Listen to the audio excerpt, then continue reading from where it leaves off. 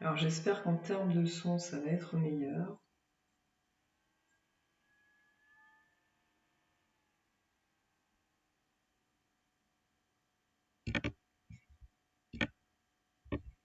Nous allons ici donc corriger les situations 2 et 3 que vous aviez à faire. Donc situation 1 avait été faite, situation 2, puis situation 3 était à chercher. Alors situation 2 ressemble à celle qu'on vient de traiter. De nouveau un énoncé type bac. Je vous ai gardé que la première question. Donc traduire des informations à l'aide d'un graphe probabiliste qui va comporter 2 sommets.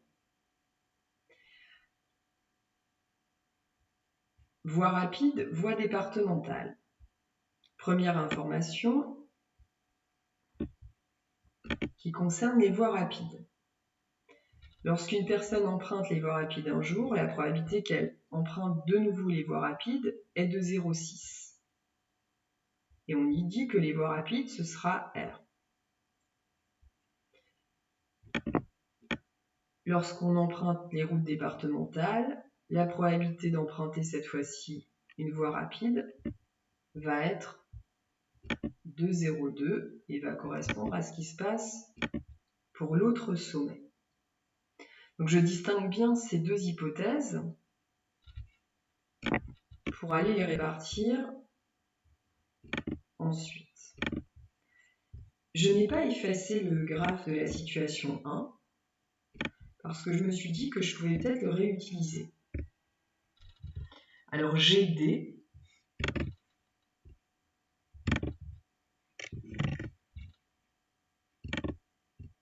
et GR. Et puis j'ai des probabilités qui vont être différentes. Alors le D, moi c'est ce que j'ai mis en rouge. Est-ce que là je peux sélectionner la couleur ?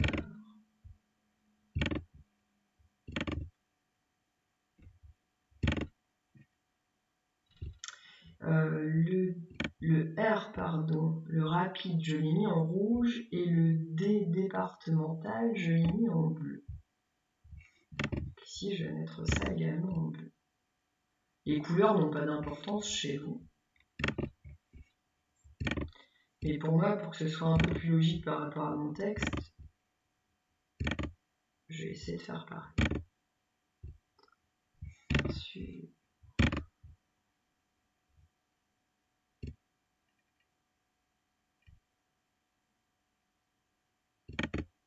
bon, je ne dois pas sélectionner le bon point et je ne vais pas vous faire perdre du temps avec ça. Alors ici, première information, je l'avais notée en rouge. Lorsque Julie emprunte la voie rapide, on va partir du sommet R, la probabilité qu'elle emprunte le même itinéraire, c'est-à-dire de nouveau une voie rapide, le lendemain est de 0,6. C'est-à-dire la probabilité qu'elle passe du rapide au rapide est de 0,6.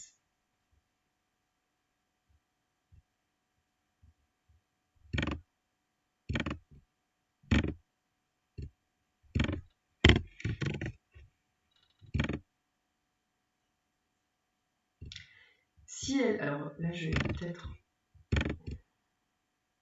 Ouais. Si elle passe du rapide au rapide avec 0,6, ça veut dire qu'elle va passer du rapide à la départementale avec une probabilité de 0,4 pour que ça fasse du 100%. Donc là 0,6, là 0,4.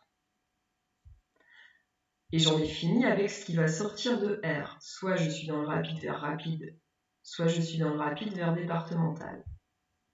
Et maintenant je regarde ce qui se passe en bleu. Lorsque Julie emprunte les routes départementales, la probabilité qu'elle emprunte la voie rapide est de 0,2. Donc elle va partir des départementales, elle va vers la voie rapide, ça, on me dit 0,2.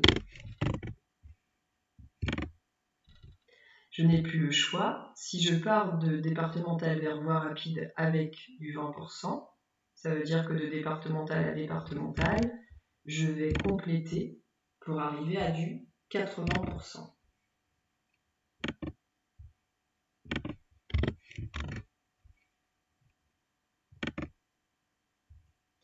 Donc si jamais je suis issu de D, soit je vais de D vers R avec une proba 0,2, soit je vais de D vers D, je reste dans mon état, avec une probabilité de 0,8. Et là, mon graphe est fini.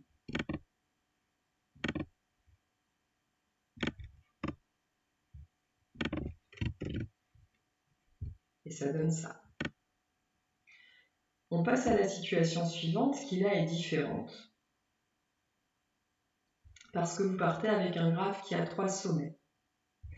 Donc, vous avez ce qui se passe pour A, vous avez ce qui se passe pour B, et vous avez ce qui se passe pour C. Donc, vous êtes dans un restaurant. Soit vous êtes comme moi, vous êtes conservateur, vous gardez le même plat tout le temps. Soit vous aimez changer. Le fait d'être conservateur ne veut rien dire sur nos partis politiques. Voilà. Et là, je change de couleur et je choisis ça. Donc, parmi les clients ayant choisi le plat A, 30% vont le reprendre, 50% vont prendre le B. Et si on regarde bien, là, on n'a pas parlé du C, mais il y en a forcément, parce que parmi les clients ayant choisi le plat A, ça veut dire parmi les 100% des clients ayant choisi le plat A, et on suppose qu'ils vont tous manger la fois suivante. Donc ils vont prendre 30% le plat A, 50% le plat B, et on devrait rajouter nous, et donc 80% le plat C. Parce que lui, 80% n'importe quoi, et 20% pardon, le plat C. Parce que 30 plus 50, ça fait 80, et si on veut faire du 100%, il va falloir ajouter 20% pour le plat C. Maintenant, parmi les clients ayant choisi le plat B, donc parmi ces 100% là qui avaient choisi un certain jour le plat B, alors le lendemain, 30% reprennent le plat, 60% prennent le plat A, et forcément si on fait la somme, ça fait du 90%, on n'a pas la totalité, et donc 10% choisissent le C.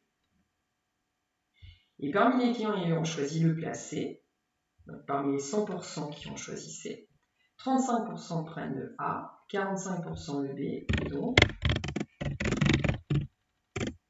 20% pour compléter, 20% le C.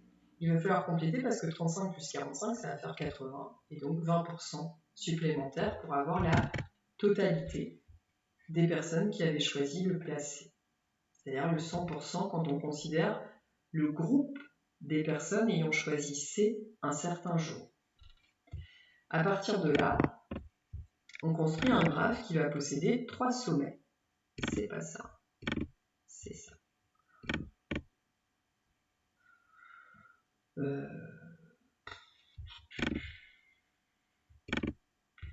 Donc 3 sommets A,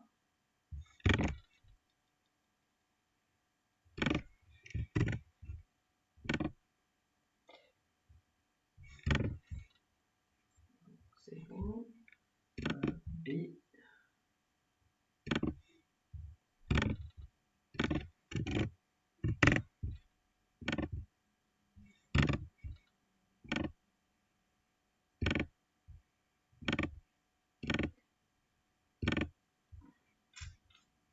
et C.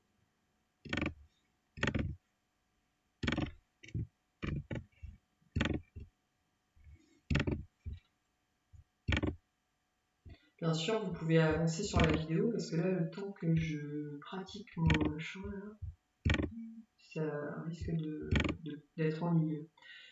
Ou pas. Parmi les clients ayant choisi le plat A, 30% reprennent le plat A, 50% le plat B et 20% le plat C. Donc on va placer, je vais regarder d'abord sur le plat A. Donc je vais avoir du... Donc je vais avoir une boucle sur A.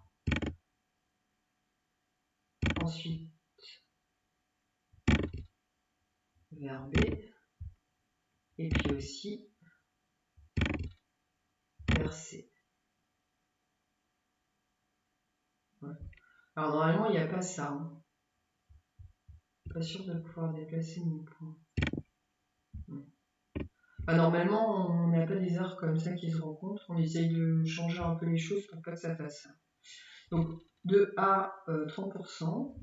Donc là, je vais mettre en texte. 20% pour le C et donc 50% pour le B. Donc là, ce qui part de A, soit je boucle avec 30%, c'est-à-dire je choisis même plat, soit je choisis B avec 50% de probabilité, soit je choisis C avec 20% de probabilité. Maintenant, je bascule sur le plat B.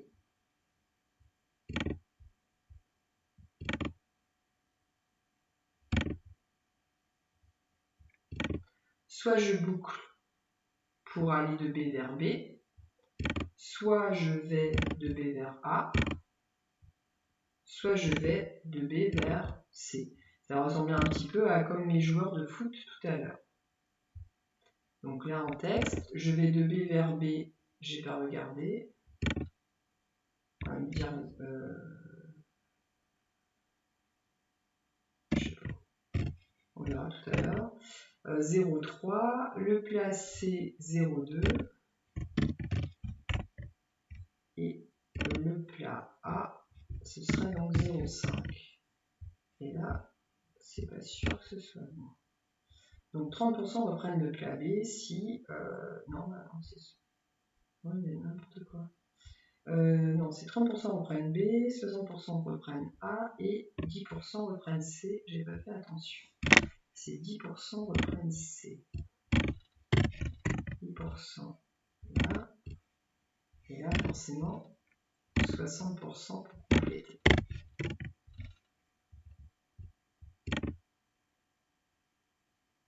Et il reste C à étudier.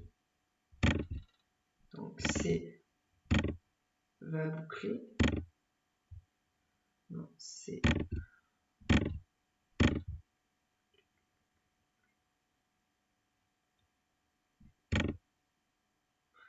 Ensuite, C peut aller vers A. Ou C peut aller vers B. Alors C boucle avec une probabilité de 20% dans le texte. Ensuite, je vais mettre au hasard, prends A avec du 35%, je dis au hasard parce que j'ai pas lu le texte et que je vais aller vérifier après, et prends B avec une probabilité de 0,45. Regardons, 35% prennent le A, 45% prennent le B. Donc 35% vont vers A, 45% vont vers B et 20% de conservateurs. Et mon graphe est comme ça.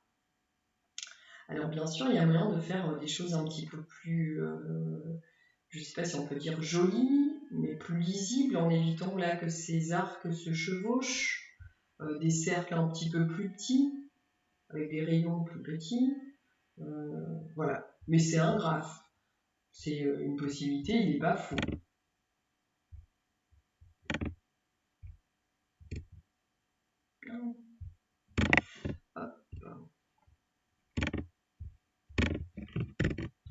Et voilà. Donc troisième graphe. Et déjà ça c'est bien, puisque vous voyez qu'il y a beaucoup d'informations sur un texte. Que ça peut être vite illisible si vous avez 4-5 sommets et des échanges comme ça entre. Alors imaginez avec des réseaux sociaux. Et imaginez aussi avec des réseaux sociaux toutes les informations que vous pouvez comme ça transmettre. Voilà pourquoi ça peut aller très loin en termes de surveillance aussi. Et j'en ai fini avec ce temps de correction. À tout à l'heure.